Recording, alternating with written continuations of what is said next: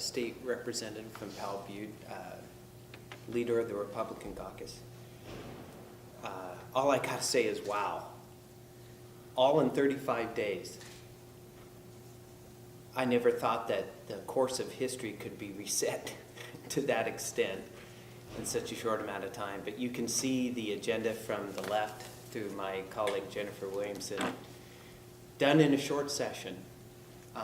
Now you know why I have said repeatedly that abuse of this short session has brought us to the point of questioning how we operate in the short session. So I don't know really how to respond. I think the dozens and dozens of issues in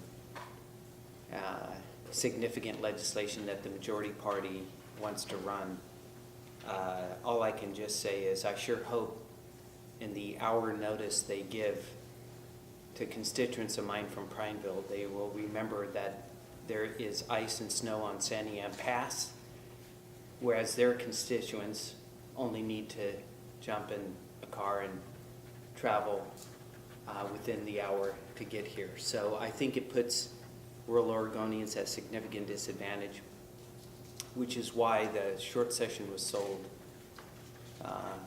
as a session to make budget adjustments and some policy adjustments as well. So so I'm not going to respond to the enormous list, the ambitious, aggressive list that the Democrat leader wants to do on behalf of the one party that controls every facet of government, that's appointed every judge in the last 30 years, that owns our problems in our classroom situations. Its refusal to join us at the table and negotiate according to what many people thought was a reasonable way in the Oregon business plan of committing to grow the economy, to reforming spending, bringing it in line to what we can do, and then looking at what we really need to fill the gap. When that approach was rejected, it really leaves nothing more than this session about a campaign in 2018, and which is with great disappointment that we hear such a list.